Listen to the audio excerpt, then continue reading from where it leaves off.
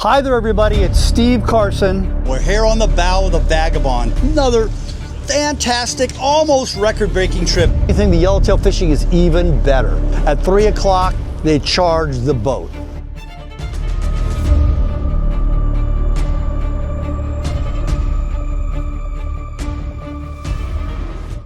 Hi there out there in BD land, this is Steve Carson.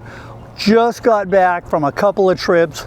First one, the biggest one, was a 7-day trip on board the Vagabond with Captain Mike Lackey.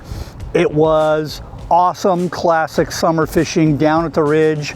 We made the quick run all the way down there, had to look around a little bit, found the yellowfin tuna after a little bit of a look, and once we found them, they wanted to bite. Pretty much whatever you like to use, if you like to use jigs, if you like to use bait, even if you like to use poppers, stick baits. They were pretty cooperative. Major difference in sizes. Sometimes they could be as small as 10 pounds. Sometimes they could be as large as 90 pounds. I measured quite a few of them just with a measuring tape, and they were averaging just about 45 inches in length, which we then weighed a couple of those 45 inches, and they were just about 70 to 72 pounds. Let's go to Nate Winicki on the water catching yellowfin tuna, one of our better stops. It is going to be crazy. Keep an eye on it. What's going on, guys? Nate Winicki here. We are on the Vagabond on the ridge and on a full speed ripper yellowfin tuna. Beautiful 30 to 60 pound yellowfin tuna. I'm here with Steve Carson on the PENN. Steve, how you doing? I'm doing awesome. I wish I had thrown in something a little heavier than 40 pounds because they'll bite 80 right now. This is a perfect example of why you fish long range. This is as good at fishing as you could expect right now. Excellent grade fish. A little bit windy weather, but nothing we can't deal with. So what we're doing, this has just been very typical offshore fishing. Get a jig stop on the troll, send back probably a metal bait for the slide, and then just fly line. We were really lucky to get a very good grade of sardine on this trip, which has been kind of hard to come by this year in San Diego, and it is paying dividends for us. This is our best stop so far. It is not slowing down. That right here.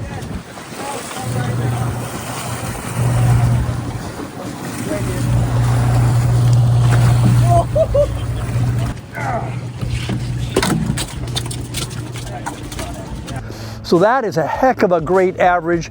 We also had excellent yellowtail fishing if you wanted to go for them. We kind of went back and forth looking for the tuna, looking for the yellowtail, just to kind of keep it mixed up. For the yellowtail, same thing, they were biting whatever you wanted to use.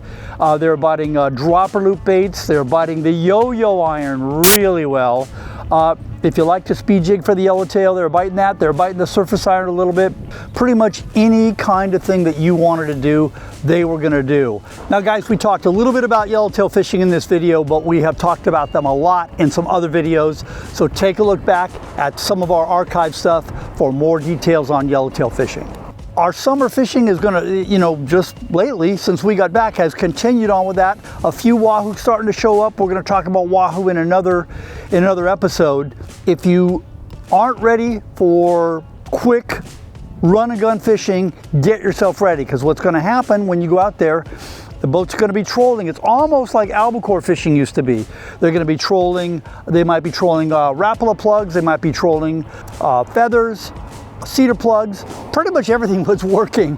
It really wasn't all that difficult once you went over the fish, and it's going to be a hookup, and you want to get something back there as quickly as possible. Sometimes the fish came to the boat, stayed around the boat for a half hour or so, but a lot of times it was a quick 4, 5, 6 hookups and then on to the next thing. So make sure that you're ready for that. And I'm telling you, if you haven't booked your summer 7-8 day trip for what year is this? This is 2025. For 2026, you better get on it right now, because boats like the Vagabond and the other major boats out of San Diego, they are filling up all the prime dates fast. So do not wait. Also wanted to talk a little bit about the 3-day trip I also just got back on. Yeah, I get to fish a lot. Sorry about that. A 3-day trip on the Pacific Voyager with Captain Max. A little bit different thing. It was mostly nighttime bluefin fishing, typically from about 9:30 p.m. to about 2:30 a.m. Not that much during the day. We had some a little bit of trolling action, 1 or 2 fish literally per day during the daytime. Nighttime was pretty good. You wanted to make sure that you were at the proper depth. We've emphasized that on the bluefin tuna fishing so many times. When the fish are, let's just say, from 0 to about 125 pounds.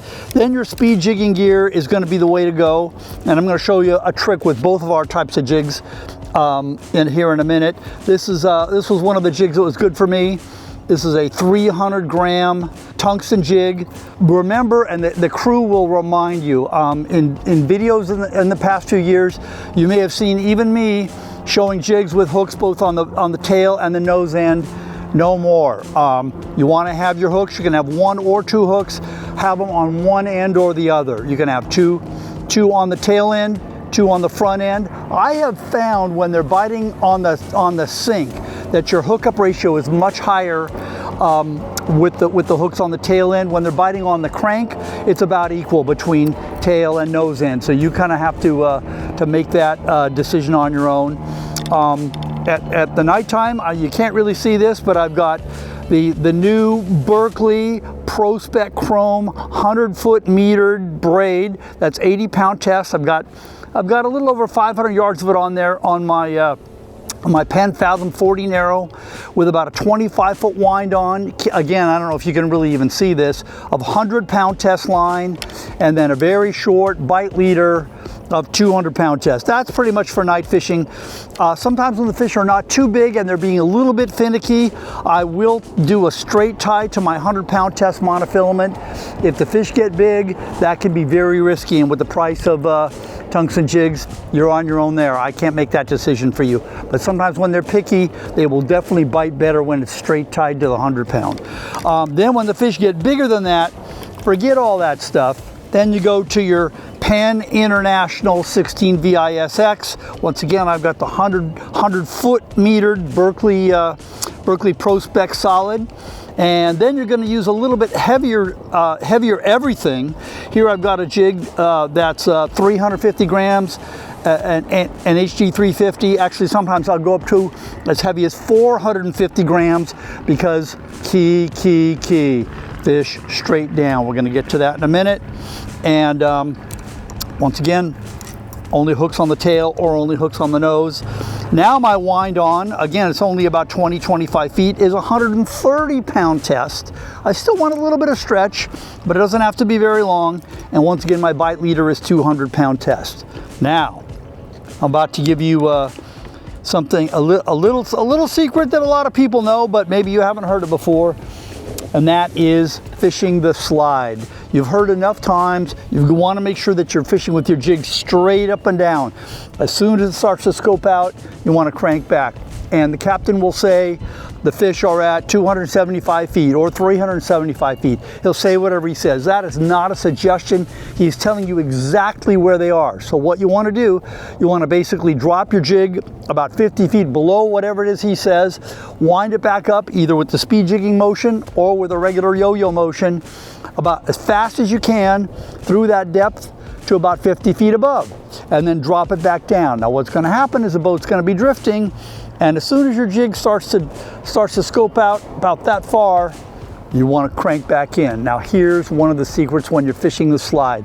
Unlike all your life, you've been fishing the slide for yellowfin tuna, for albacore, etc. As the boat is sliding to a stop, you just drop it off the back and you're letting it out. That does not work because you do not want your jig out here. You want your jig straight up and down. So as the boat is slowing to a stop, you're going to be up here on the bow.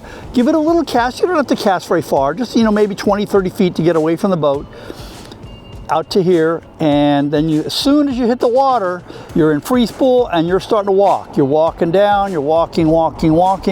If you've timed it right, just about the time that the jig gets to the depth that the captain told you that the fish are at, you're going to be here and you're going to have a bite.